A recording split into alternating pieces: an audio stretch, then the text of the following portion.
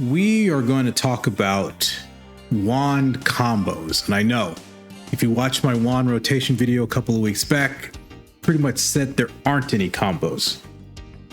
And while that is true, there are combinations that we do want to specify because it's important to how we balance the things that you're seeing on the screen.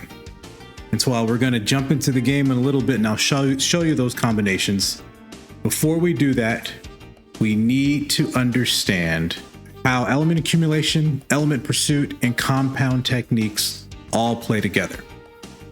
If you really look at all of wand's attack abilities, really those are going to be your wand counter, your skip beat, your wave crash, your swift smash, and then of course your N3, N4, but really it's just N4.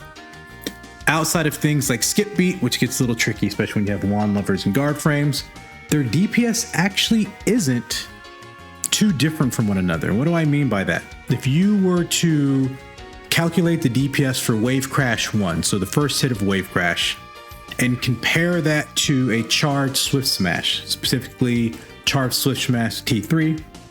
And just for the rest of this video, when I say charged swift smash, I'm going to be referring to type 3. That is the one I primarily use and is the one general for bossing just because it builds element pursuit. But if you were to look at wave crash and charged swift smash, their DPS is fairly similar. And so when it comes to, well, what is my combination? What is that combo I should use? You really have to start thinking about, well, am I focusing on element accumulation? Am I focusing on building element pursuit? Am I focusing on building compound techniques? And the reason we need to focus on this is because if you don't take these into account, even though you might be doing quote unquote maximum damage, you might be hurting your overall DPS in the long run. Now, what do I mean by that? Well, let's think of an example. Let's say you're doing maximum DPS, but you don't have your photon blast ready, and you don't have any compound technique ready. And let's say your wand levers is on cooldown. So basically you have nothing ready and you down the enemy doing maximum DPS. Well, guess what? What happens during that down, which is your burst window? You're really not doing much. And guess what? Chances are your clear times on that quest are actually going to drop. In these situations, it's actually better to drop your DPS, but that might not be the right way to say it. It's better to mitigate your DPS to make sure that you have the resources to when you do trigger that element down. And so this is where we're going to talk about, then I'll show you in game how to balance this out. Now, to begin, if you saw my wand rotation video, what I'm going to say does not change any of that information. At the end of the day, our focus is on building element pursuit. Why? Because when you build element pursuit, you're naturally going to build element accumulation. You're naturally going to build compound techniques. What is the best ability? Though I'm going to use that loosely because I understand best is conditional. Best requires the context, but in general, your best attack is going to be charged swift smash type 3 or charged swift smash. That builds the most element pursuit meter or generates the most element pursuit within a given time frame. However, as we know, charged swift smash can be difficult to use effectively because A, you have to charge, B, you have to time it, and the enemy might not give you that luxury. So you've got to mitigate some things. But what you're seeing on the screen is essentially where our main abilities lie on. Do they focus on element pursuit or do they focus on element accumulation? Compound technique kind of sits up above it because they both build compound techniques. In general, you can make the assumption that faster attacks build compound techniques faster, though if you're effectively building element pursuit, because of how Element Pursuit builds compound techniques, it might be a wash. So you kind of have to understand that faster attacks build it faster, but it might not really matter in the long run. And really what we want to focus on is Element Accumulation, Element Pursuit. So let's work our way down the line, right to left. Because we started the chart Swift Smash, we know that that builds Pursuit the best. This next icon, which isn't really accurate, this is the icon for skip arts, but I'm going to use this for our normal 3, normal 4, specifically normal 4. This one builds Element Pursuit quite well now since the Techter expansion, but because it is faster in frames and because of how you use it, it's drifting more towards Element Accumulation. And now what I do want to say is that this line, this visualization is not drawn to scale.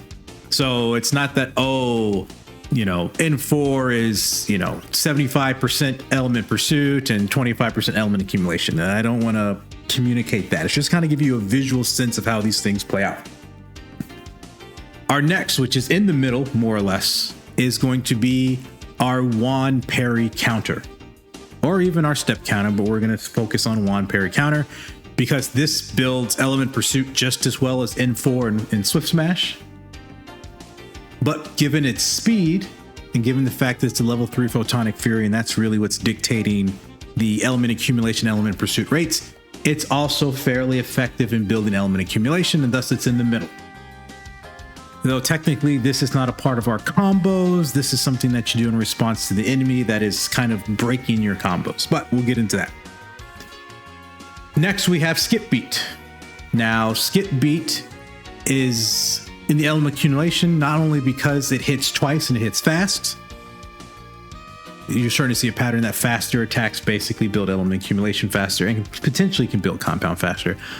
But in order to activate a Skip Beat, you have to use a technique, whether uncharged or charged, which naturally pushes you down the Element Accumulation route.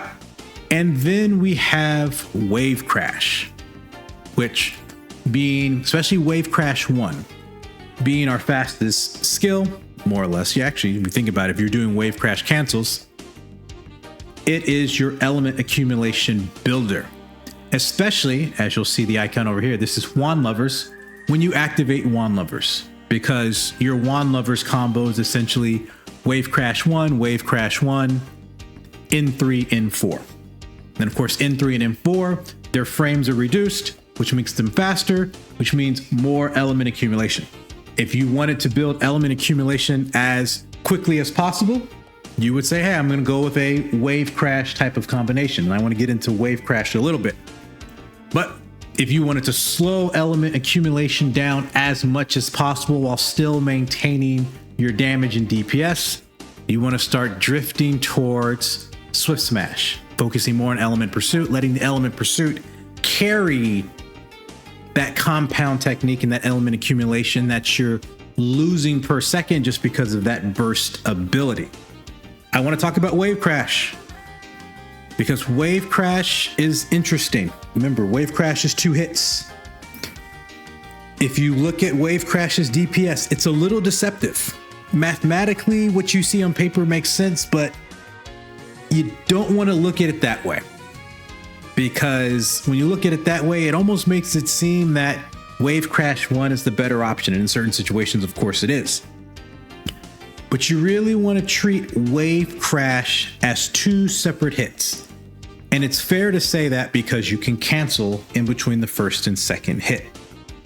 So if we look at the DPS of Wave Crash in isolation, so we're looking at Wave Crash 1 and Wave Crash 2.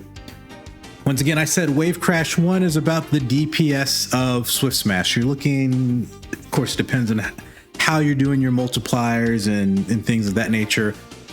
But essentially, you're looking at around 388 DPS. Swift Smash charged is about 390s. They're comparable. If you look at Wave Crash on paper, the full hits 1 and 2, it'll tell you it's about 380 DPS. However, if you look at Wave Crash 2 in isolation, which I believe you can just because they are 2 separate hits and you can control how to use Wave Crash 2, it's actually around 410 DPS. So yes, Wave Crash 2 in isolation is the strongest of attacks outside of one parry, but of course one parry requires the enemy to attack, so it's a condition. We don't have to include it in this calculation. Of course, there are other issues like N4 with guard frames and wand levers, but if we're just looking at kind of like the base potency, Wave Crash 2 is technically your strongest hit. It just requires Wave Crash 1, and when you combine the two, the DPS math gets a little funky and kind of hides that fact. Why is that important? Well, because, and I'll do this, and it might be a little tricky. If you do Wave Crash 1 and Wave Crash 2, you're moving further away from optimal, well, I can't really say optimal, but the fastest element accumulation, just because instead of doing 40 frames or 41 frames, depending on how you want to look at it, for Wave Crash 1, you're now doing 97 to 98 frames. So you're just kind of delaying the accumulation. But I want to stress the importance of that delay because you're not necessarily losing damage. That second Wave Crash hit in isolation is around 410 DPS. It's just that when you combine the two, based on the math, the DPS drops. But remember that it's actually not a drop. And there are important ways that you can use this, specifically if the enemy is not going to present a counter opportunity within that 98 frame window. Of course, what happens if it doesn't present that counter opportunity further than that? Well, then you have some options. And so let's talk about these options. So here we go. Let's start from the top. Combinations. Let's start with Element Pursuit. Well, I want to build Element Pursuit as quickly as possible.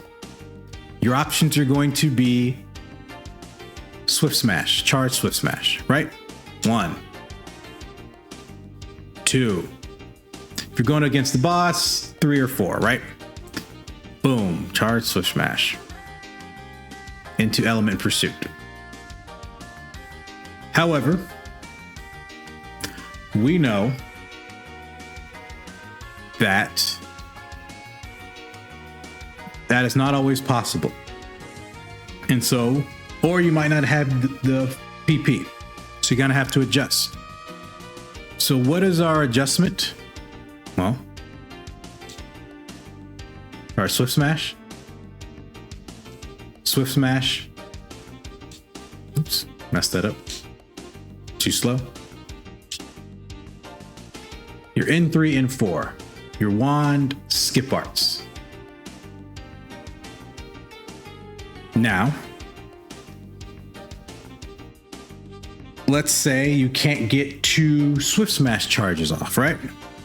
Well, now we're going to introduce something that we call skip art buffering. And how do we skip art buffer? It's very, very simple. You input a Wave Crash.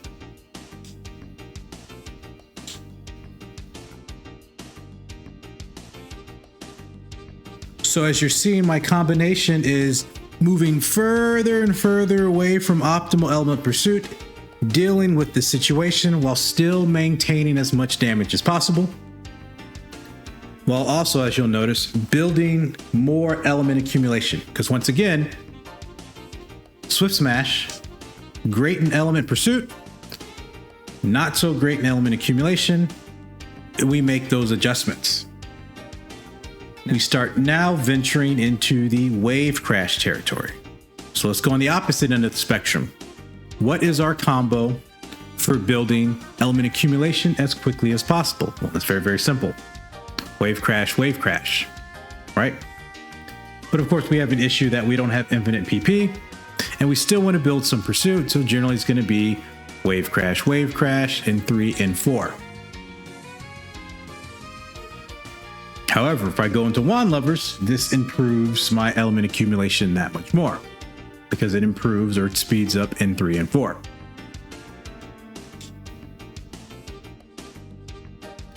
But once again, the problem with that is, imagine that, actually in this situation is pretty good. Imagine I don't have Photon Blast. And imagine, as you see here, I don't have compound techniques. this could put me on the path of downing the enemy and having nothing to show for it. Remember, it's all about cashing out or cashing in, depending on how you want to look at it. Right now, I don't have much cash, especially if I'm imagining that this photon blast isn't there. So how do we delay this? Well, very, very simple. Full wave crash. Because once again, remember, that second hit is more powerful than it looks like on paper. So now, once again, I'm maintaining my damage and my DPS while slowing down element accumulation. Now, there's some situations here that we need to keep in mind. Wave crash is 98 frames. If you feel like the enemy is going to attack within that time frame, that's great, because I can do wave crash into a wand counter. And so then now I'm pushing myself towards the middle of both element accumulation and element pursuit while still effectively building compound technique. Well, what happens if the enemy is not going to attack within 98 frames? Do I want to do wave crash, wave crash, wave crash, wave crash, N3, N4? Perhaps. But what this starts to do is saying, hey, I'm starting to creep into element accumulation when I don't necessarily have to. So what can you do in this situation? If you don't want to use wave crash 2, because you have a lot more time before the enemy is going to attack, we introduce that skip art buffer, that wave crash 1, kind of get a quick assessment of the situation. Should I go into wave crash 2 or should I swift smash N3, N4, or in the rare situation that you can get 2 swift smashes off? And that's essentially your combinations.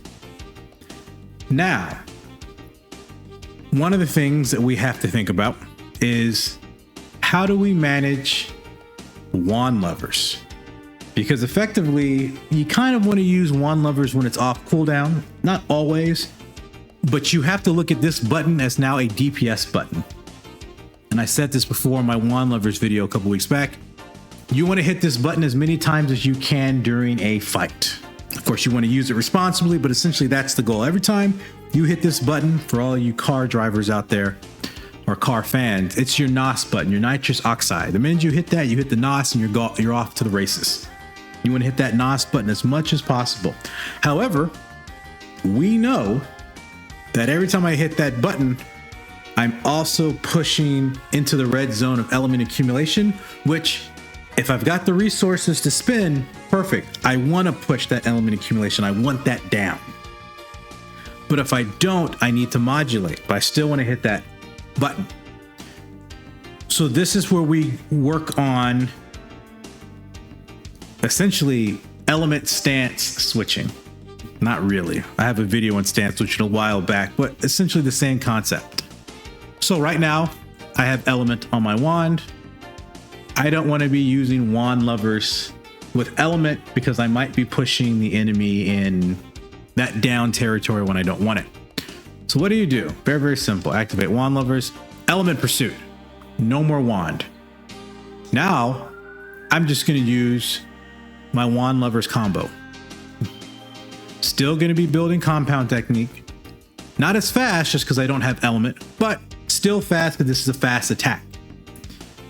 Well, now what I'm doing is I'm forgoing element accumulation. And now, of course, in the dummy, this isn't a good example, but once you build that element pursuit bar, as you see, you simply reapply element, use element pursuit, go back to no element, repeat the process. So essentially what wand levers now gives you in these situations is still that damage steroid. You're not doing as much damage as you would with element, though you could say that it's relatively negligible, especially with wand levers and what it provides. Building up these resources and then switching back to element, waiting for that down, using those resources. So that's one thing to consider to further control your element accumulation, which is essentially to just remove it from the equation and only utilize it once you've built up element pursuit. Now, skip beat. I might as well just cover all my bases, but you kind of get the sense. Skip beat, very, very simple, a technique. That was skip beat N3, N4. Now, this is also a high element accumulation move. So you want to be careful of how much you spam this, because if you're spamming it a lot for chasing or just because it's something you're comfortable with, you're effectively doing a wave crash 1 combo that is going to push your down accumulation. So you want to be careful. Skip beat N3, N4 is a great combo, but it is a lot of element accumulation. So sometimes you might want to say, hey, do I need to use skip beat? Because right now, skip beat did get a buff. It's DPS wise, when you're not using it with wand levers and you're not getting guard frames, is actually one of the weaker attacks. You might think, you know what? I'm going to cast a technique to reapply element, but then I'm going to go into wave crash. And maybe it's a full wave crash. Or you know what? I'm going to reapply my element into Swift Smash. Or you can even do Uncharged Swift Smash if you need to cover distance. So once again, instead of,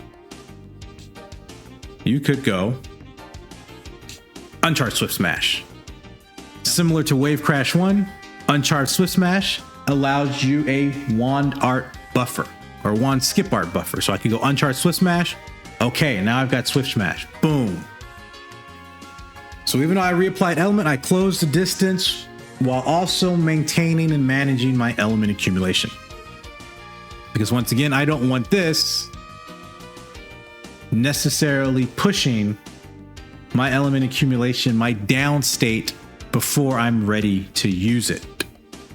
This is what you need to think about when using wand combos. What is it that you're trying to achieve? What is optimal for that particular time? What is optimal for element accumulation is not always the optimal path.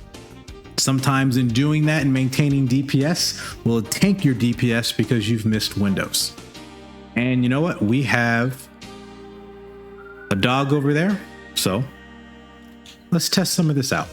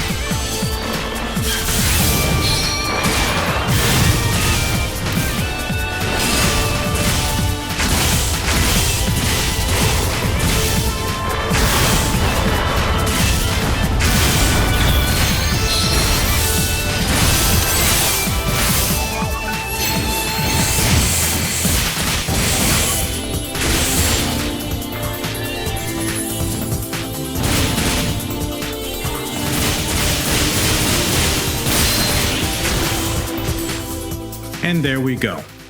What did I do in this situation? Well, I delayed my down as much as I could, even though I was a little slow. This was a live demonstration. I didn't plan to do this. It just happened.